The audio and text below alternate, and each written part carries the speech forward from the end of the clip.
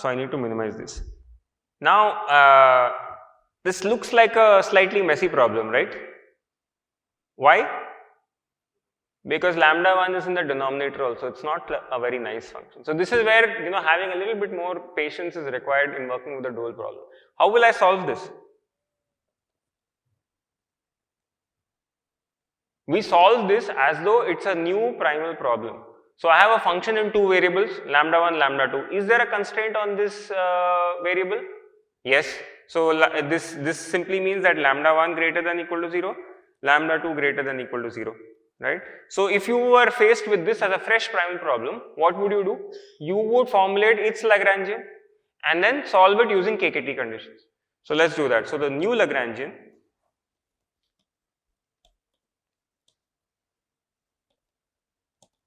let's call it W. This is going to be a function of lambdas and let's say mu.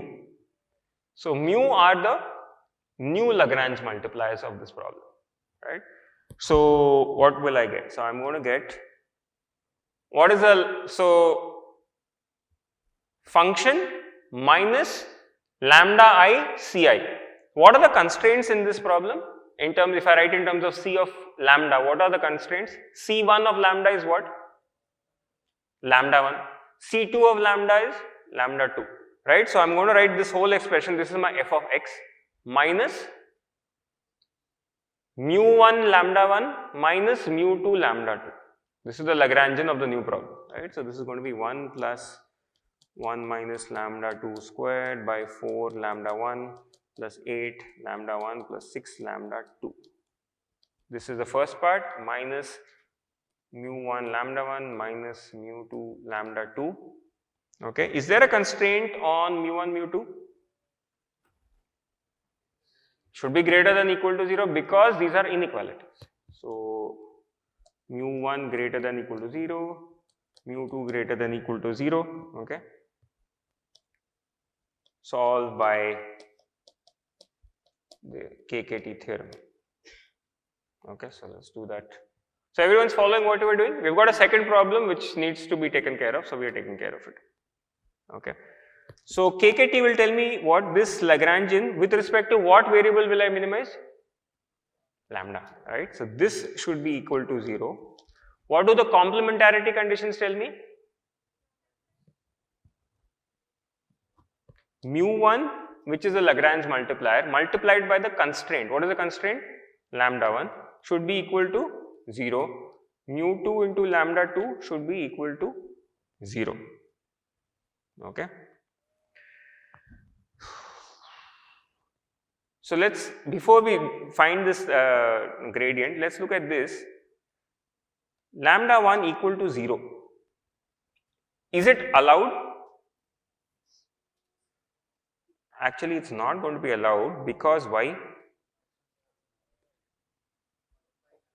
Because 1 by lambda 1 is there, right? So 1 by lambda, so therefore lambda 1 equal to 0 needs to be excluded from the domain of Q. So that's why lambda 1 equal to 0 is not allowed, right? So we'll just make a note over here. Lambda 1 equal to 0 not allowed in domain of Q. If lambda 1 equal to 0 is not allowed, therefore what is the implication for mu 1? Therefore mu 1 has to be 0. Okay.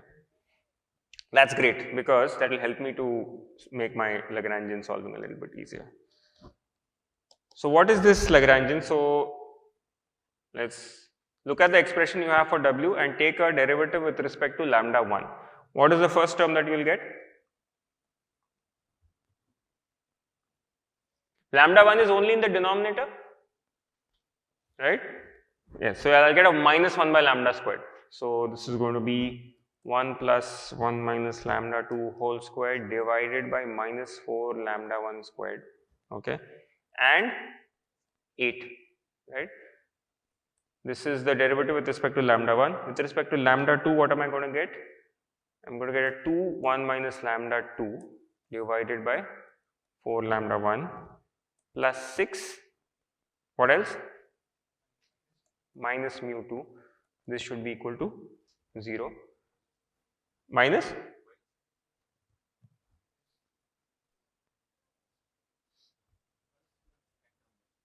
oh sorry, correct,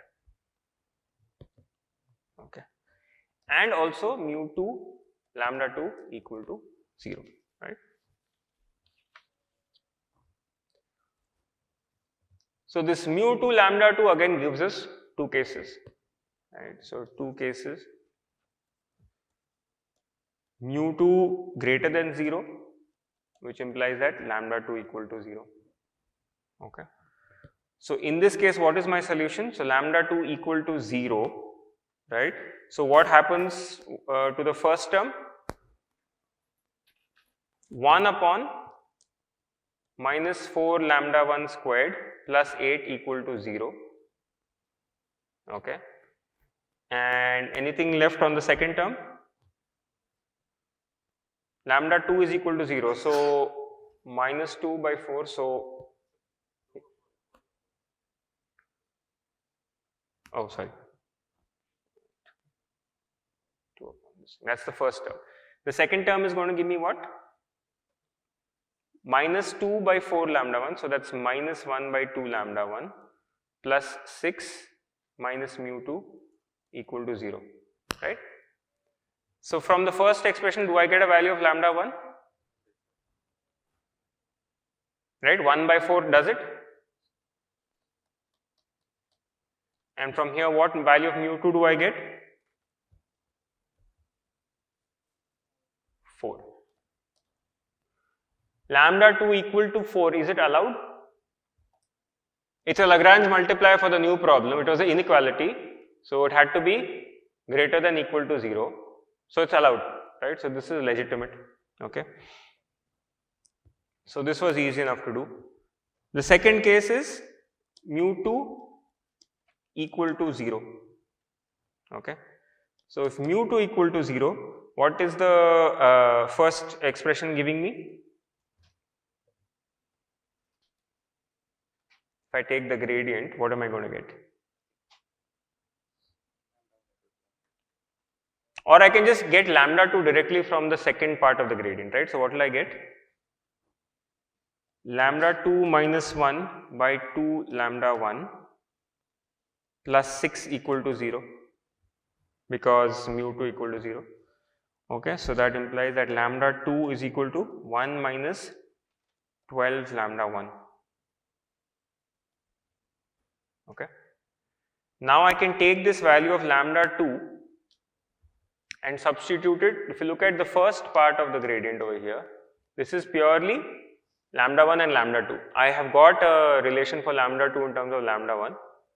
I can put it back inside it, right. So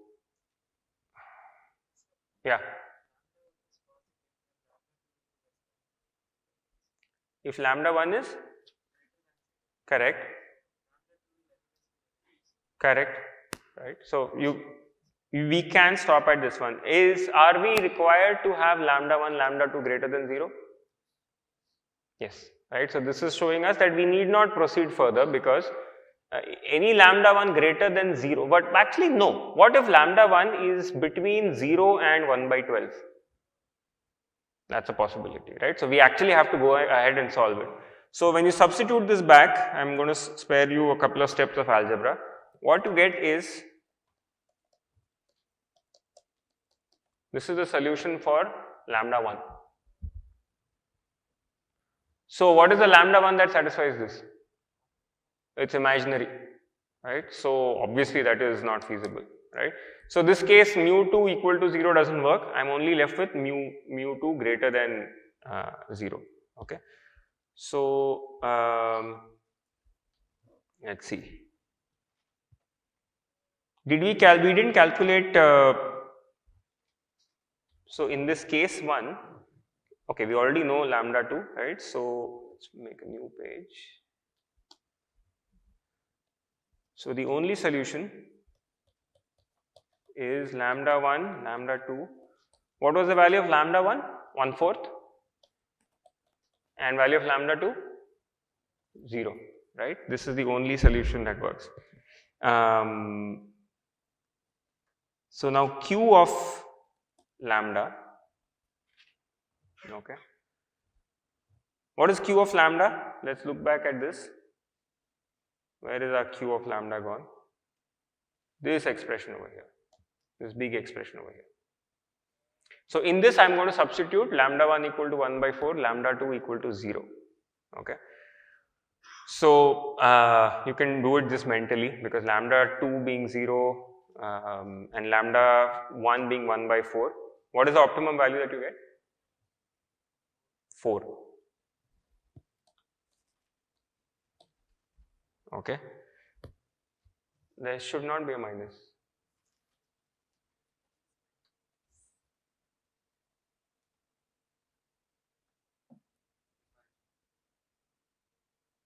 Oh, sorry. Okay, very good. And we had a relation for x1, x2 in terms of lambda, right? If you go back, where did that go?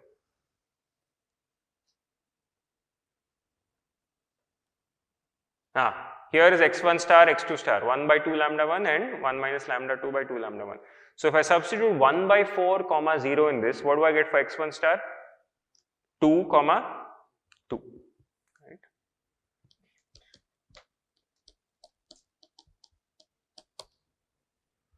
Okay. And if you recall, in our primal problem, what was our f star? Minus 4, and x1 star, x2 star was also equal to 2, 2, right? So this was the only KKT point that worked throughout, right? So here you have dual equal to primal, right? And that's not a surprise, because the objective function is the optimization problem is convex, so there is no duality gap.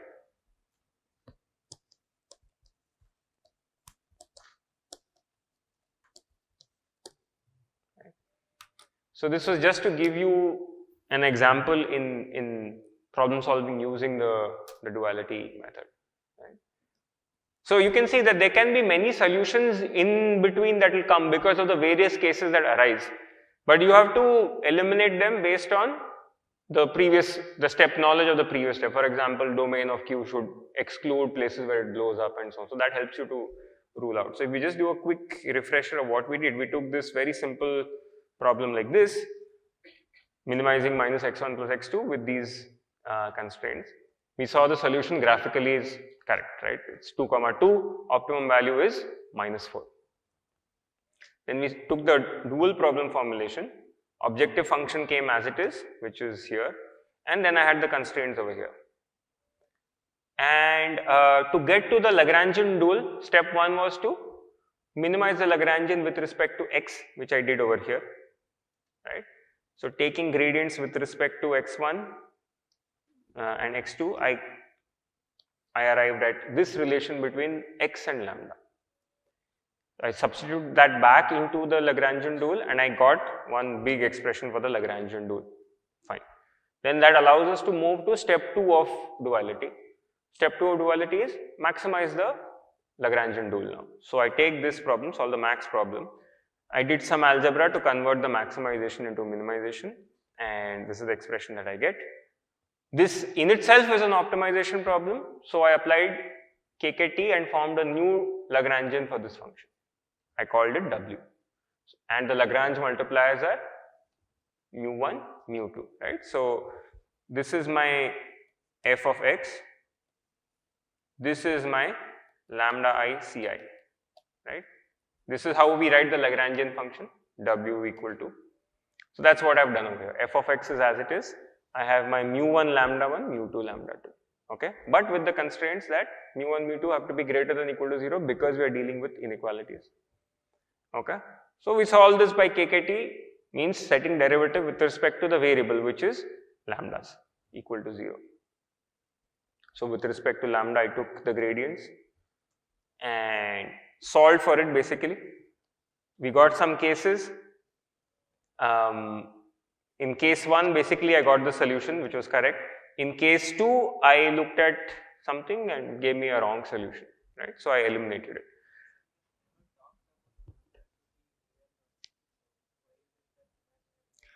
Oh, we not only did we talk about lambdas being real, we in fact said they should be non-negative. Right? Why should lambdas be non-negative? Correct. So it's that condition is already there on lambda. So therefore, being complex is obviously also ruled out, right? Right? So that's how you would solve a problem using duality, right? Step by step. So it needs a little bit more patience because you're solving two optimization problems, right? So if the primal problem is easier, you solve that. If the dual problem is easier, you solve that. Okay. And you can always use some technology. CVX is a technology, right? Because it's an automated set of rules which does your problem solving and gives you the solution. So just as homework and for learning a new tool, go back and install the CVX toolbox on MATLAB or Python and try to solve this problem. You know, it will give you a lot of extra information. It will give you what is the duality gap, what is, you know, the Lagrange multipliers and intermediate steps. You know, so it's also a nice way to see behind, you know, what is going on in solving these problems. Okay, but just keep in mind, if you start applying this to real world problems, it's very slow. So keep that in mind. So when we say problem is convex optimization problem, convex, and all the constraints, if they are convex, then we can directly say it is convex optimization. Correct, yeah, that is the definition of a convex optimization problem. Objective function is a convex function, constraint set is a convex set. Instead of going for a constraint set, I see what are the constraint functions. If everything is convex, can I say it is convex? Okay, that's a good question. So supposing my constraints are convex functions, does that mean that the feasible set is a convex set? Say again? Correct, no, but the feasible set now is being defined by multiple convex functions. C1x greater than or equal to 0, C2x greater than, all of them are convex functions. Does it imply that the feasible x, is it? Okay, so let's take an example. Let's see if that always holds true. Okay, so let us say that I have C1x is equal to x2 greater than or equal to 0. Okay, C2x, let us say, is e to the x1. This is always greater than or equal to 0, right?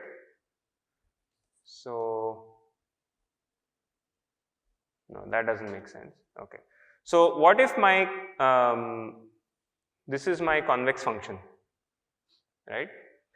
And let us say my feasible set becomes this. Then, so this is my, let us say this is my C1x, and let us say that this is my C2x.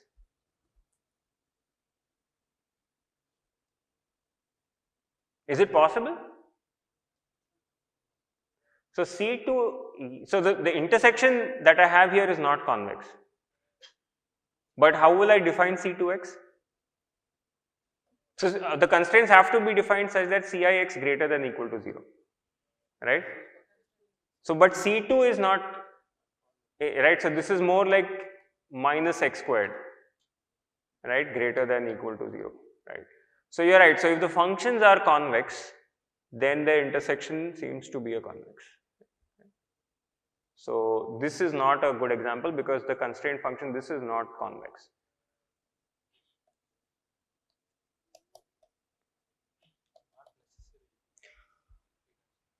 So you have a counter example where the C's are convex but the feasible set is not convex.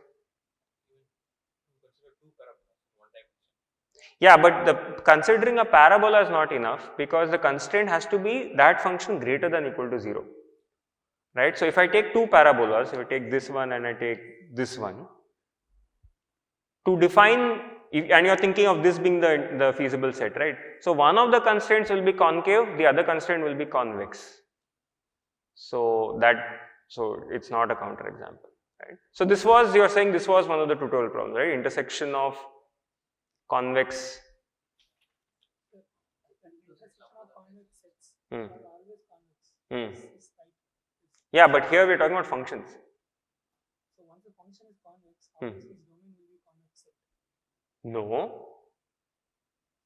Convex I can define a function f of x equal to x1 squared plus x2 squared, okay? But I am telling you that the domain is, this is my domain. It's up to me to define a domain, no? I say that this is the domain of the function. On this domain, the function is x1 squared plus x2 squared. So the domain is concave. I defined it to be so. But the function is convex. So I have a convex function on a concave domain, right? So it's not necessary that just because the function is concave, the domain has to be also convex. When you say the constraint function is concave, then the set will always be convex because we have greater than or equal to 0. Mm-hmm. So we want concavity so that like we can use them more. Like the function value will be greater than linear combination of individual function values, which is greater than 0. So if it's concave, then the set will be If what is concave? The C's. the C's are concave. Like in all the examples I took, I think we took concave. Correct. Right. So if it's so then intersection of concave functions is a it seems like it, right? Because of the way you define. Correct. Yeah. Let's look for a formal statement of this. I mean, because like this, just by arguing amongst ourselves, we can come up with some counter example. So I don't want to make a definitive statement. Maybe I'll post on Google Classroom what is the conclusive thing about it.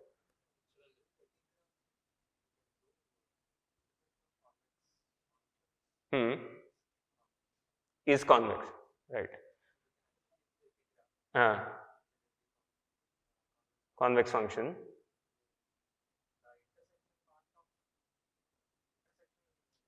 Convex.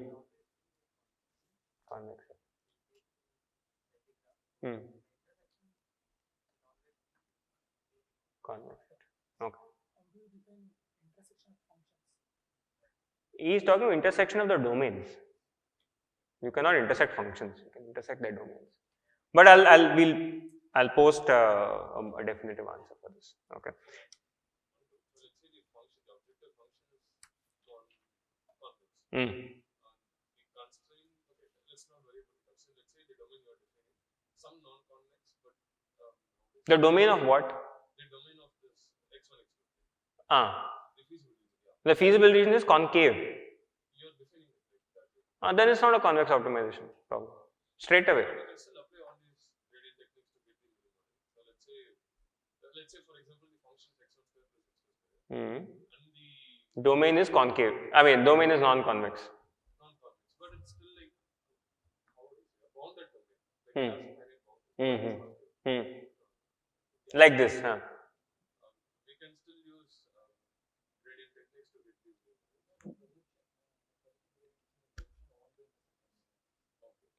So you have to take care of the projection operation. So what we have defined in class is projection on convex sets. That's a well-defined operation. A projection on a non-convex set is, first of all, uniqueness is gone. So that is the tricky part. So then people may do tricks like expanding their domain to make it convex in a minimum way and then solving it. So those are. I saw in internet a definition for a convex optimization problem is if all the constraints are convex functions. Yeah, so I'll look it up, and maybe there are other ways. There may be ways to define a convex set in ways other than this also. So we'll. Theoretically, get the gradient and equal to 0. All we need to see is whether that point lies within the domain itself or not. At that point, it doesn't become relevant whether the domain is convex or concave. If that point happened to be in the interior, that's fine. If you're in the interior of the domain, then the constraints are inactive. It's like a unconstrained optimization problem. In fact, this problem itself, the solution is 0, 0, which is the interior of the domain. So it doesn't matter what the domain set is. right? But if it is on the boundary, that may be the tricky part, right? Because that boundary point, how did it come? Did it get projected from somewhere else?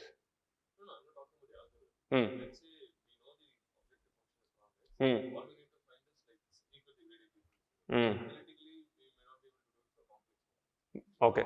Let's say you solve it numerically. Yeah, we solve it. Fine. Get Hmm. exponential satisfies. Which is inside the set, strictly inside the set. Like it belongs to the domain. It can be on the boundary of the domain. Hmm. Nothing to the domain. Like Hmm. there's no Hmm. Hmm. constraint. Hmm. That's all we need to do. Then you're done.